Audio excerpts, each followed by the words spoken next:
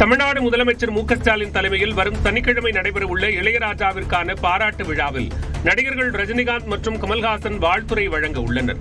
திரைத்துறையில் 50 ஆண்டுகளை நிறைவு செய்த இளையராஜா மேற்கத்திய பாரம்பரிய சிம்போனி இசையிலும் சிகரம் தொட்டு சாதனை படைத்துள்ளார்.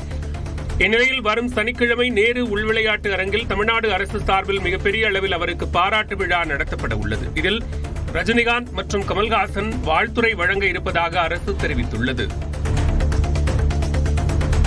தனக்கு தமிழ்நாடு அரசை பாராட்டு விழா நடத்துவது மிகவும் மகிழ்ச்சியாக இருப்பதாக இசையமைப்பாளர் இளையராஜா தெரிவித்துள்ளார். சென்னையில் செய்தியாளர்களிடம் பேசிய அவர், ஒரு கலைஞனுக்கு தமிழ்நாடு அரசு சார்பில் பாராட்டு விழா நடத்துவது இதுவே முதல் முறை என்று தெரிவித்தார். தமிழக அரசு பாராட்டு விழா பண்றது, ஒரு அரசு முதலாவதாக பாராட்டு விழா பண்றது இதுதான் முதல் தடவை.